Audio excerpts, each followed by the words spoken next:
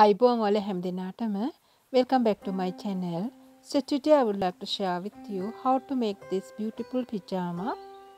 ඉතින් රැඳිලා ඉන්න වීඩියෝ එක අවසන් වනතුරු ඔයාලට පුළුවන් මේ ලස්සන pyjama kit එක පහසුවෙන් කොහොමද කරගන්නේ කියලා ඉගෙන ගන්න. ඉතින් ඔයාලට මතක ඇති මම ඔයාලට කලින් දවසේ කියලා දීලා තියෙනවා මෝස්තර සඳහා කලිසම් පතුරමක් හදාගන්න විදිහ. ඉතින් ඒ පතුරම ආධාරයෙන් තමයි මම මේක නිර්මාණය කරගන්නේ. මතක තියාගන්න ඔයාලට මේකට ඉලාස්ටික් දාලා නිර්මාණය කරගන්න පුළුවන්. ඉතින් ඒ වීඩියෝ එක තවමත් ඔයාලා බලලා නැත්නම් ඒ වීඩියෝ එක බලලා ඒක ආධාරයෙන් මේ ලස්සන පිජාමා කිට් එක ඔයාලට නිර්මාණය කරගන්න පුළුවන්. ඉතින් ඔයාලගේ මිමි වලට ඒ පතුරම හදාගෙන ඔයාලා ඉස්සෙල්ලා මේ විදිහට අවශ්‍ය කරන වට ඇඳ ගන්න. ඒ වගේම ඔයාලගේ මේ කලිසම සඳහා අවශ්‍ය කරන දිග තීරණය කරලා මේ විදිහට සිරස් රේඛාවක් හරි මැදින් ඇඳ ගන්න. ඉතින් මෙතනදී අපි මේ විදිහට ඉරක් ඇඳගත්තට පස්සේ අපි නැවතත් මේ විදිහට තිරස් රේඛාවක් ඇඳ ගන්නවා ඒ උස කැපීගෙන යන ලෙස. ඉතින් ඔයාලට කැමති ප්‍රමාණයක් උස් සඳහා ගන්න පුළුවන්. මම අඟල් 17ක් අරගෙන තියෙනවා. ඊට පස්සේ පහළ වාටයේ සිට අඟල් 4ක් හෝ 5ක් ඉහළට මාක් කරලා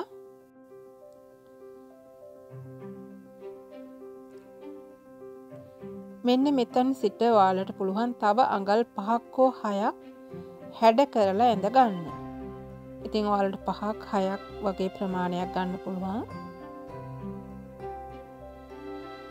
ඉතින් මේ හැඩය ඔයාලට එක එක විදිහට වෙනස් කරගන්න පුළුවන්. ඔයාලා කැමති නම් මේ පහළ වාටයේ සිට අඟල් 5ක් හෝ 6ක් ලකුණු කරගත්තට පස්සේ මේ විදිහට ලස්සනට ඇඳගෙන ඉන්න පුළුවන්. මෙතනදී මම මුලින්ම ගත්තේ 6ක්. මේ තිරස් රේඛාව මත දැන් මම ඔයාලට 5ක් අරගෙන පෙන්නනවා. 5ක් ගත්තොත් මේ හරියට තමයි එන්නේ. ඊට පස්සේ නැවත මේක හැඩ කරලා ඇඳ ගන්න පුළුවන්. ඉතින් 5ක් හෝ 6ක් ඔයාලට ගන්න පුළුවන්. ඉතින් මේකම නමාගෙන අනිත් පැත්තත් මේ විදිහටම ඔයාලට ට්‍රේස් කරගන්න පුළුවන්. ඉතින් මතක තියාගන්න කරුවේ උසින් මම බෙල්ට් එක සඳහා අඩු කරගෙන තියෙනවා. ඉතින් ඔයාලත් ඔයාලගේ කරුව ශරීරයෙන් කරුව ගන්නකොට උස ගන්නකොට බෙල්ට් එකත් එක්ක අරගන්නත් පුළුවන්. බෙල්ට් එක නැතිව ගන්නත් පුළුවන්. බෙල්ට් එක එක්ක ගන්නවා නම් ඔයාලා බ්ලොක් එක හදාගෙන ඔයාලට පුළුවන් ඔයාලගේ අවශ්‍ය කරන බෙල්ට් එකේ ඒ උසට පතුරමින් ඒ බෙල්ට් එක ඉවත් කරගන්න.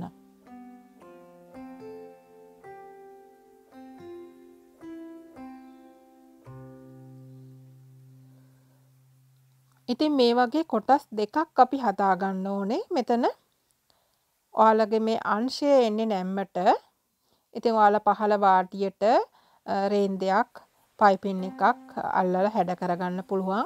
මෙතනදී ඉලාස්ටික් එක මම අල්ලගන්නේ මෙනම. ඉතින් ඔයාලට අඟලක් හෝ අඟල එකමාරක් හෝ මහතට ඉලාස්ටික් එකක් ඕන නම් ඔයාලගේ කරුවේ උසෙන් ඒ උස අඩු කරලා ඊට පස්සේ ඔයාලට පුළුවන් ඒ උසෙන් දෙකමාරක් ඔයාලා රෙදි කොටසක් අරගෙන ඊට පස්සේ ඔයාලට පුළුවන් ඔයාලගේ ඉන වටට වඩා අඟල් 4ක් හෝ 6ක් අඩු කරලා ඉලාස්ටික් කොටස තීරණය කරලා වෙනම ඉලාස්ටික් කොටස රෙදි කොටසට සම්බන්ධ කරලා ඊට පස්සේ ඔයාලගේ කලිසමට ජොයින් කරගන්න. මෙතනදී මම ඉන රේඛාවේ ලකුණු කරගෙන තියෙන්නේ මගේ උකුලවට එකතු කිරීම අඟල් 2 බුරුල බෙදීම 4 කියන සංඛ්‍යාව. ඉතින් ඔයාලට මම මේ මූලික පතුරම හදා ගන්න වෙලාවේදී ඒක ගැන සඳහන් කෙරුවා. ඉතින් මම මේ වීඩියෝ එක ඩිස්ක්‍රිප්ෂන් බොක්ස් එකේ දාලා තියන්නම්. ඔයාලට පුළුවන් ඒ වීඩියෝ එක බලලා මේ මෝස්තරේ කොහොමද ගොඩනගා ගන්න කියලා ඉගෙන ගන්න.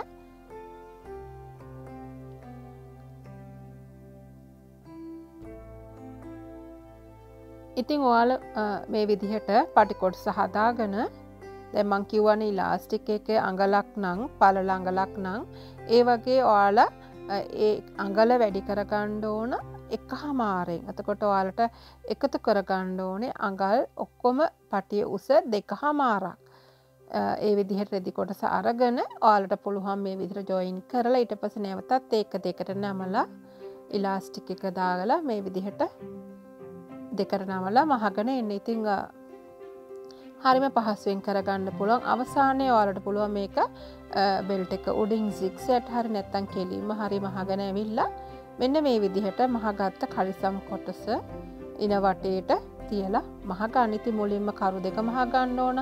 ඊට පස්සේ ඔයාලගේ මේ පහළ වාටියේ කර්ව් හැඩය මහගන්න ඕනේ.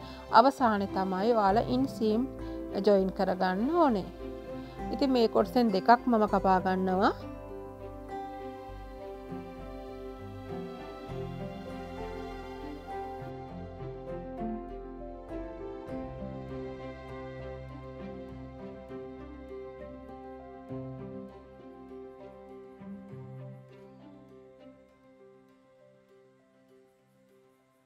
ඉතින් අමතක කරන්න එපා මේ විදිහට කරු මහලා අවසානයේට ඔයාලා ඉන්සීම් වලින් මේක ජොයින් කරලා ඊට පස්සේ පුළුවන් මේ කලිසමට අවශ්‍ය කරන වාටි හිම මහගන්න. අවසානයේට ඔයාලට පුළුවන් හදාගත්ත බෙල්ට් කොටස මේ ඉනට තියලා අල්ලගන්න. ඉතින් මෙතනදී කොළ වලින් කරන නිසා ලේසි නෑ හරව ගන්න. ඉතින් මෙතනදී මම ඔයාලට මේ කොලේ කරු විතරයි ජොයින් කරලා පෙන්නුවේ. මම ඉන්සීම් මේකේ ජොයින් කරගෙන නැහැ.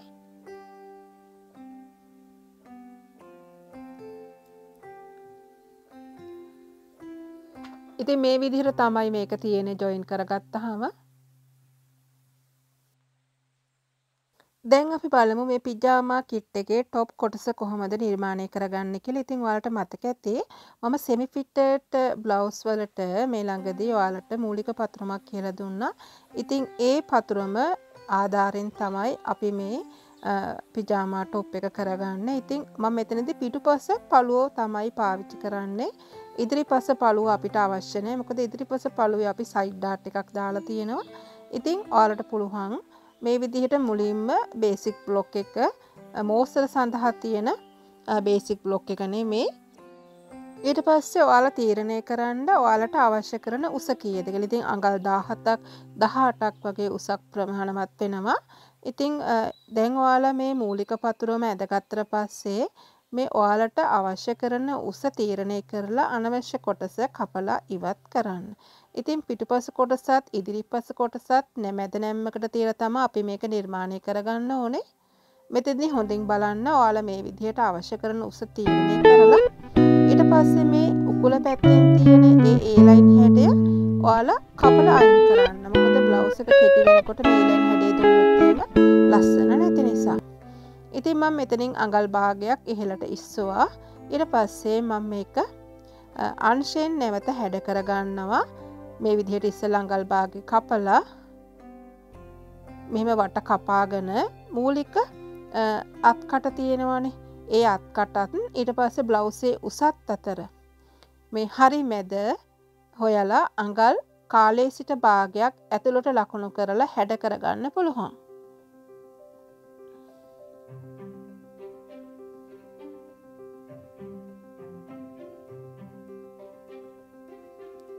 මෙන්න මේ කොටස මම කපලා ඉවත් කරනවා. ඉතින් මම මුලින් ඔයාලට එකපාරම කැපුවේ නැහැ පෙන්වන්න අවශ්‍ය නිසා. මේ A line හැඩය අපිට අවශ්‍ය නැහැ. ඒක මම කපලා ඉවත් කරනවා. චූටි A line හැඩයක් තමයි තියෙන්නේ. ඒත් අපිට ඒක අවශ්‍ය නැහැ. ඉතින් මේ පතුරවම ආධාරයෙන් තමයි අපි ඉදිරිපසත් පිටුපසත් දෙකම නිර්මාණය කරගන්නේ.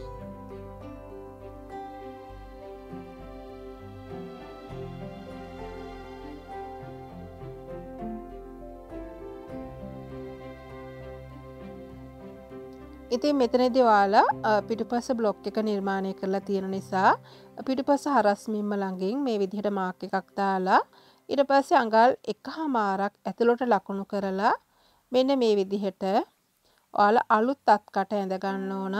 ඊට පස්සේ ඔයාලා තීරණය කරගන්න ඕන මේ කර ගැඹුර. ඉතින් ඉදිරිපසයි පිටුපසටයි මම අඟල් 5 තමයි ගන්න. ඒ නිසා මම මේ විදිහට අඟල් 5ක් ලකුණු කරලා මගේ අත්කටත් නිර්මාණය කරුවා. ඉතින් මේ තමයි අපේ පටිය අල්ලගත යුතු තැන.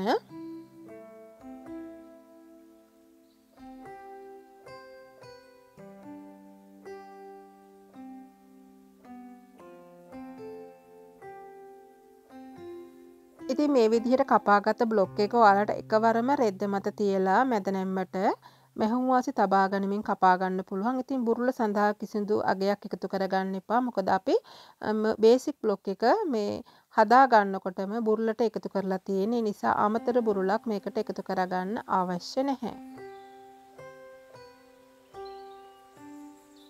ඉතින් ඉදිරිපසත් පිටුපසත් පටි දිග මැනලා ඔයාලට පුළුවන් පටිය හදාගන්න. අඟල් භාගයක වගේ පයිපින් පටිත් අල්ලගන්න පුළුවන්. ඒ වගේම කරවටටත් ඔයාලට පයිපින් පටි අල්ලගන්න පුළුවන්. ඉතින් මේ වගේ පිජාමා එකක් සඳහා ඔයාලට කොටන් රෙදි වගේම ඔයාලට සෙටින් වගේ රෙදිත් පාවිච්චි කරන්න පුළුවන්. මතක තියාගන්න මේකට අපි අංශ ඩාට මුකුත් දාලා නැහැ. ඒ නිසා තමයි අපි පිටුපස බ්ලොක් එක පාවිච්චි කරුවේ ඉදිරිපසටත් එක්කලා. ඉතින් අමතක කරන්න එපා ඔයාලා යාළුවොත් එක්ක මගේ channel එකේ තියෙන වීඩියෝ share කරන්න. ඒ වගේම වටිනා comments එකත් පහලින් දාන්න. තවමත් ඔයාලා මගේ channel එක subscribe කරලා නැත්නම් විතරක් subscribe කරන්නත් අමතක කරන්න එපා. Thank you so much for watching my video. See you with another video.